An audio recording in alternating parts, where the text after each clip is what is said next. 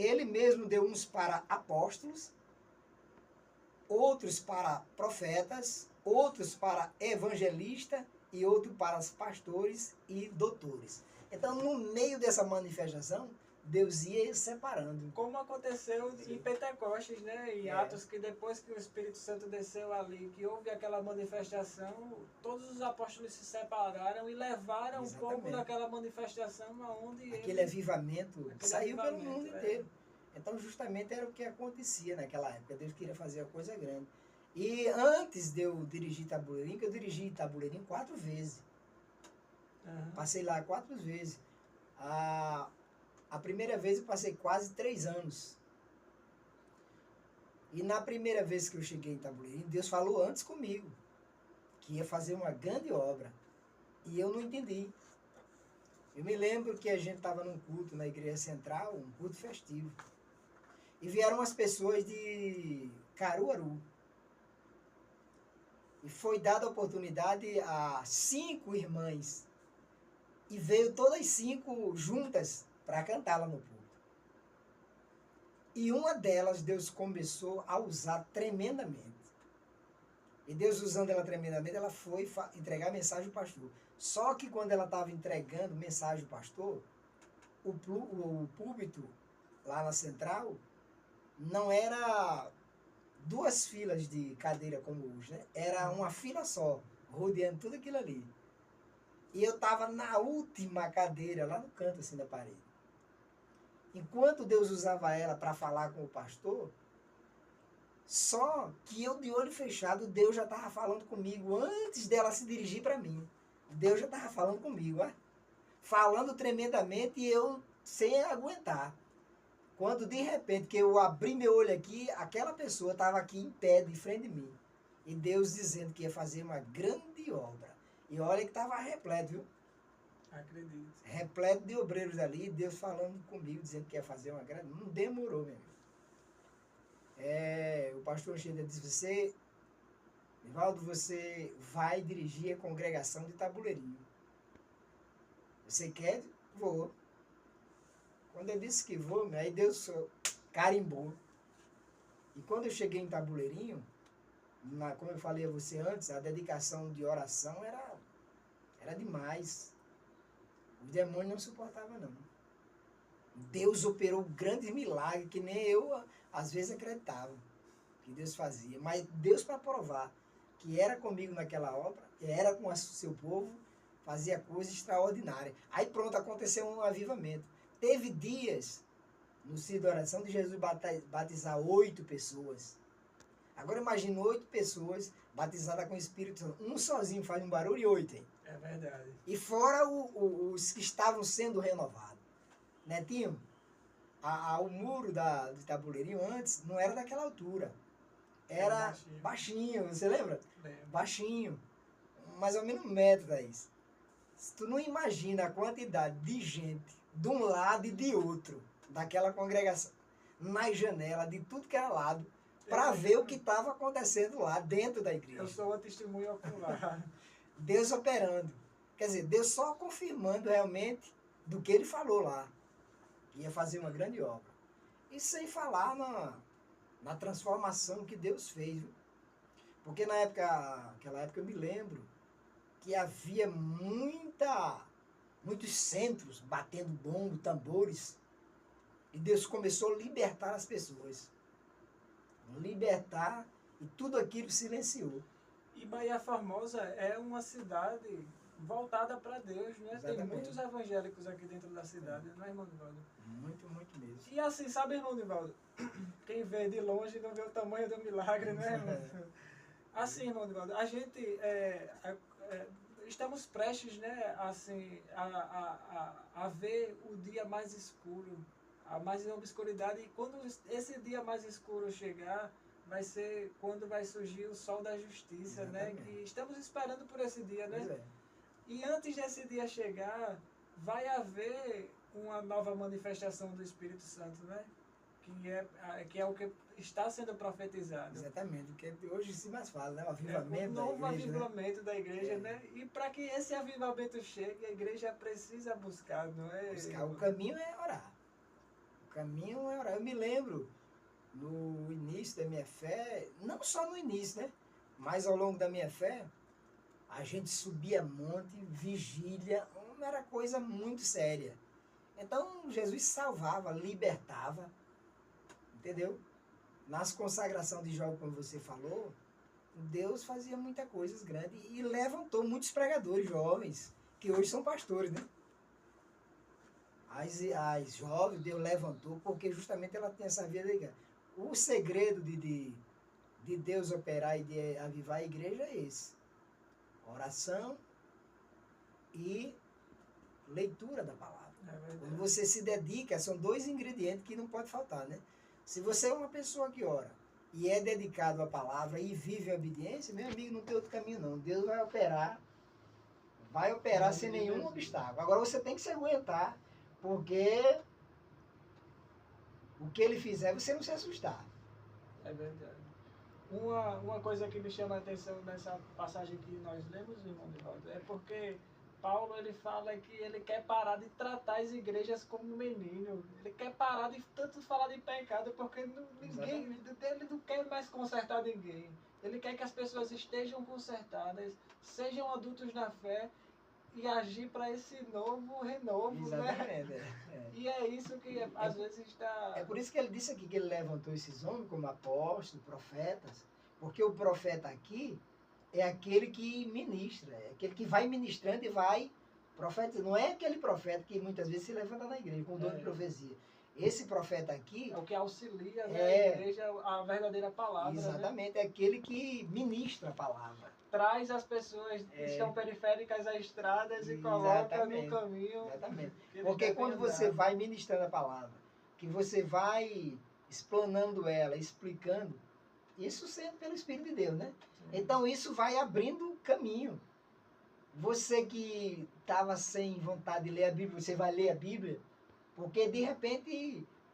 Abriu algo novo na sua mente, entendeu? Você fala, a Bíblia fala sobre uma coisa. Exatamente, entendeu? Então isso vai abrindo o horizonte na vida dos crentes. É por isso que é importante a gente se dedicar à oração e à leitura da palavra. Porque quando você vai pregar, não é o seu conhecimento. Claro, você tem que ter conhecimento da palavra. Agora, sabendo que através desse conhecimento, Deus vai fazer algo tremendo nos corações das pessoas. Uma coisa que eu percebi na minha própria vida, sabe, irmão Nivaldo, é que a Bíblia, ela vai se revelando para nós segundo o Espírito que está em nós.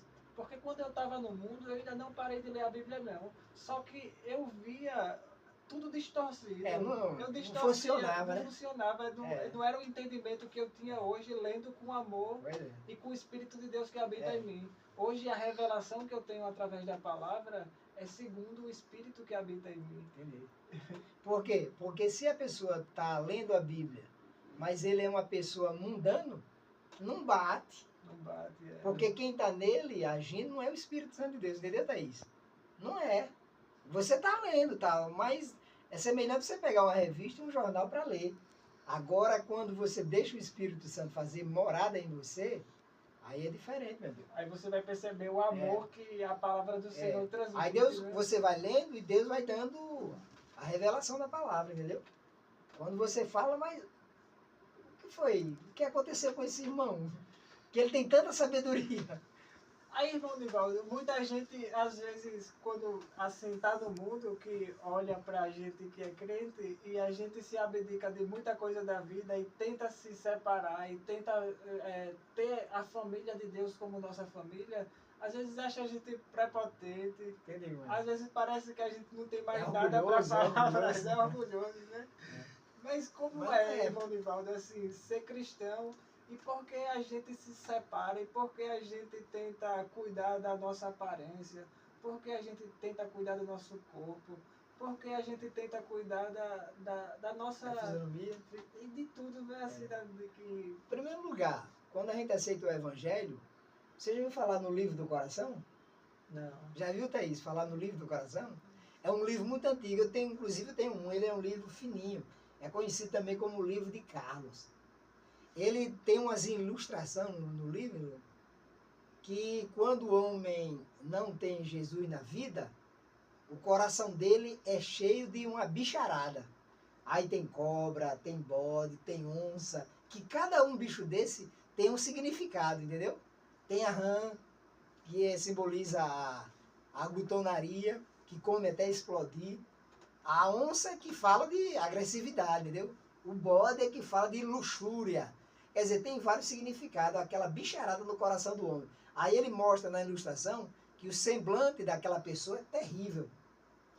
Aí ele mostra o outro lado, quando a pessoa aceita Cristo como Salvador. O que acontece? Aquela bicharada sai, porque o Espírito Santo de Deus entra com quem? Com luz, né? Então aquela bicharada sai, segundo o livro dele, né? Aí ele faz essa ilustração. Aquela bicharada sai, e agora quem se entroniza no coração do homem é o Espírito Santo de Deus. Aí o rosto dele passa o quê? A brilhar. Tudo aquilo saiu o orgulho, saiu tudo que não prestava e agora entrou bondade. Entrou bondade. Aí o rosto brilha. É por isso que muita gente não entende. Porque olha para você e vê diferente. Não precisa nem você abrir a boca que é crente, que todo mundo vai conhecer. E as trevas, elas não se identificam com a luz, não é, Não é. Evaldo? Não tem Sempre vai haver dissensão aonde Vai. quer que é. Por isso que a palavra do Senhor aconselha para que a gente não se sente à roda dos escarnecedores, né? Porque, na verdade, o que é trevas que a Bíblia fala? Quando a Bíblia fala de treva, não é somente a gente apagar essa lâmpada e ficar escuro, não. O que ela está falando de treva é algo mais profundo. O que ela está falando de treva é pecado. As trevas não se unem com a luz. O que quer dizer isso? Que o pecado não se une com o Espírito de Deus. Não tem como. Não tem como. Não é aquela do Yin Yang, lembra? Você lembra do Yin Yang? Já passou isso aí, né? Mas eu vou lembrar vocês o que é Yin Yang. Lembra que era muito usado em prancha, em roupas? Aquele círculo assim que tinha um lado branco e um lado Bem do mal. preto, né? Com dois olhos assim. É. Aquilo queria dizer, nem o bem é muito bem, nem o mal é muito mal. Mas não tem isso não. As trevas não se unem com Com a luz. a luz. Quer dizer, E por mais que a gente viva em trevas hoje, Paulo fala que a gente vai chegar a essa condição de varão perfeito, né? exatamente. É como a Bíblia fala que o brilho dos justos é como a luz da aurora, né? Que vai Vai brilhando brilhando cada mais vez e mais, até mais. ser dia perfeito, né? Exatamente. Quanto mais você busca, mais vai, entendeu? Dissipando as trevas, né? E às vezes, sabe, irmão Nivaldo, tem coisas assim, por exemplo, o Cristo, ele veio para a gente perceber que também não é só o pecado que afasta a gente, o homem de Deus, né? Às vezes é a nossa consciência, são as maldições hereditárias, principalmente as maldições hereditárias, né? O que oprime a nossa família, a gente é oprimido, passa a oprimir os nossos filhos e carrega aquela história da opressão, Entendi. mesmo a gente tendo o manto Sim. da santidade através da Agora abdicação, tem uma né? coisa aí, eu não dou muita confiança nessa questão de hereditária, sabe? Porque realmente o pecado já é uma herança, né? Que a gente herdou de quem? De Adão, né? De Adão. Sabe por que às vezes eu contesto isso, a questão essa maldição hereditária? É da seguinte forma. O meu pai, ele era alcoólatra. A minha mãe também era alcoólatra. E viciada também em fumo. Aquela que fumava o cachimbo mesmo. Uhum. Aí você podia me perguntar aí, Thaís, e aí, Monivaldo, o senhor herdou isso aí? O Senhor, Entendeu agora? Mas irmão Entendeu? Nivaldo, mas é isso que Cristo fala. Entendeu? Cristo fala que nós herdamos isso. É. Só que nós, através do conhecimento que temos de um Espírito de Deus, nós quebramos. Porque, por exemplo, quando ele olhava para os fariseus, ele dizia que aquela capa de santidade que eles vestiam, eles não estavam falando daqueles fariseus que ele estava vendo, ele estava falando sobre a história inteira do farisaísmo, que vinha um ensinando para o outro a ser santo à sua própria medida, a ser santo Eles à iam sua herdando própria aquilo ali, né? maneira. Eles iam herdando, carregando aquilo através de ensinamentos, né? Entendeu? Que é igual a história da mulher, a samaritana que foi pegar a história que ela carregava não era só a história de uma mulher individualmente, era a história do povo dela que